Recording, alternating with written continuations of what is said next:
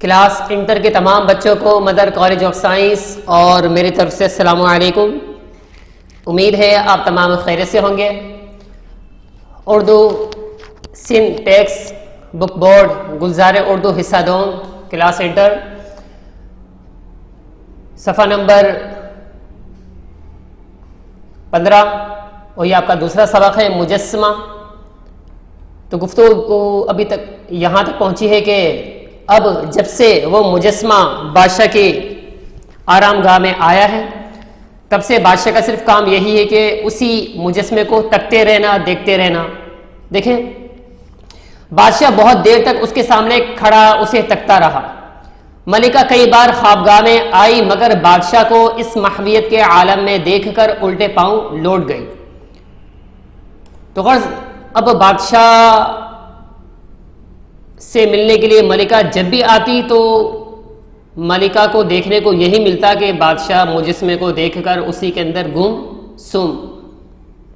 تو وہ کچھ بات کرنے کے لیے آتی لیکن کیا بات کرے کہ بادشاہ تو مکمل طور پہ متوجہ مجسمے کی طرف ہے۔ دوپہر ہونے آئی مگر بادشاہ اس مجسمے کے پاس سے نہ ہٹا۔ اچانک کسی نے اس کے شانے پر، کندھے پر، آگے دیکھیں، اس کے کندھے پر ہاتھ رکھا۔ صفحہ نمبر 16 گیا ہے۔ بادشاہ چونک اٹھا، پلٹ کر دیکھا تو ملکہ تھی۔ وہ بولی، آج کیا بات ہے؟ آپ ایسے افسردہ نظر آتے ہیں، صبح کا ناشتہ بھی نہیں کیا؟ بادشاہ نے جواب دیا، ہاں صبح میری طبیعت کچھ اچھی نہ تھی۔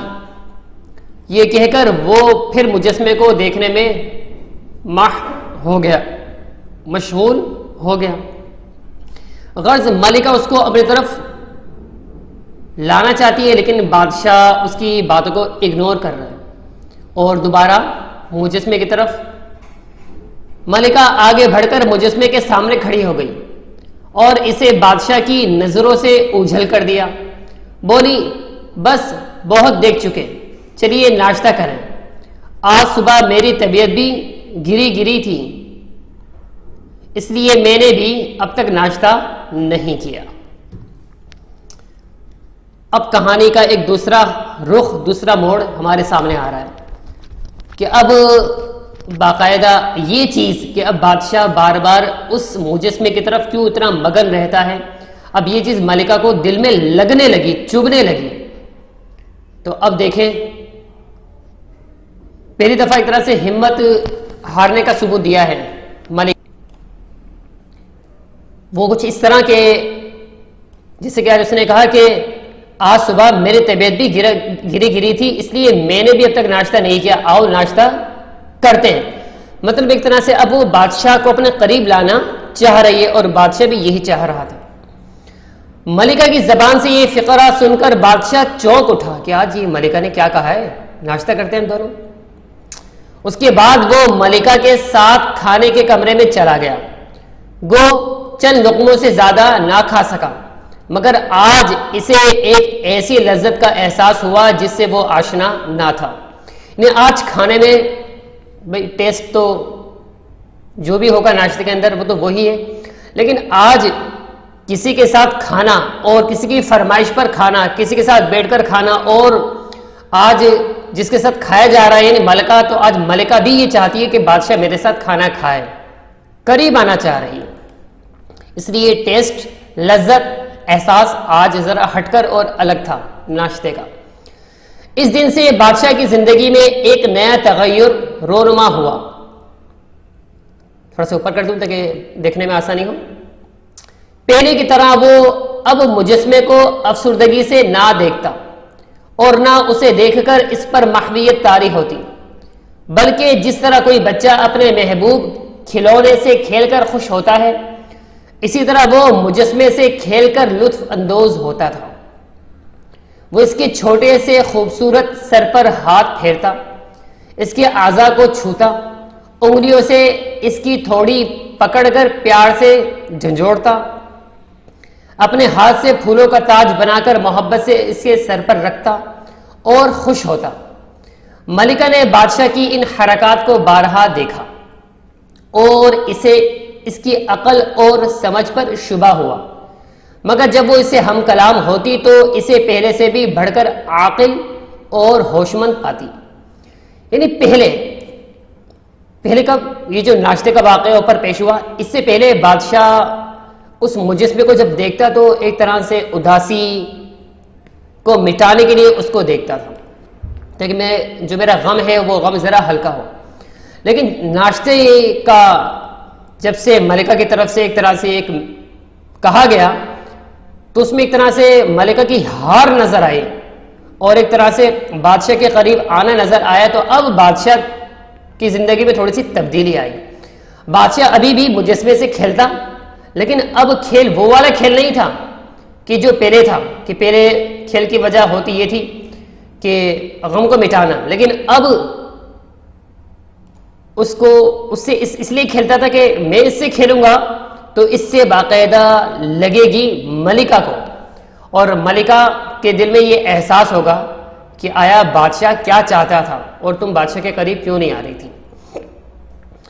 البتہ پھر بھی بادشاہ اس کی جو چھوٹا سا سر تھا، کبھی اس پہ ہاتھ پھیرتا، کبھی اس کی انگلیاں ان کو پکڑتا، غرض ایک طرح سے بچوں کی طرح اس سے کھیلتا۔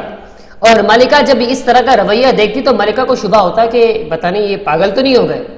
تو جب ملکہ ان سے بات کرتی تو بات کرتے وقت پتہ چلتا کہ بادشاہ صاحب پاگل نہیں ہے، بلکہ ابھی بہت زیادہ ہوشیار ہیں، بہت زیادہ سمجھدار ہیں۔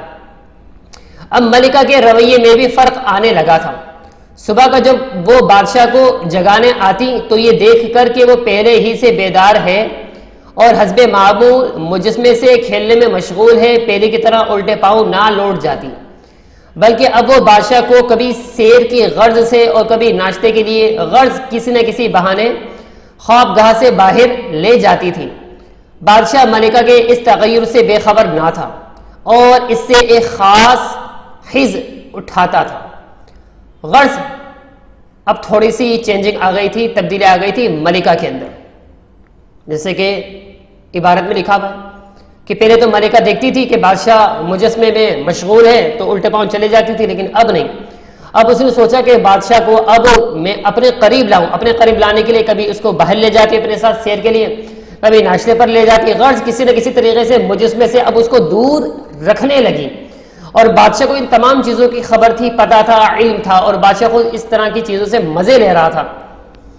ایک دن محل میں ایک عجیب واقعہ ہوا۔ صبح کو جب بادشاہ بستر سے اٹھا اور اگلا پیج اور حسب معمول اس حسینہ کے مجسمے کے قریب آیا تو دیکھا کہ اس کے دہنے گال پر سیاہی کا بڑا سا بدنما دھبا لگا ہے۔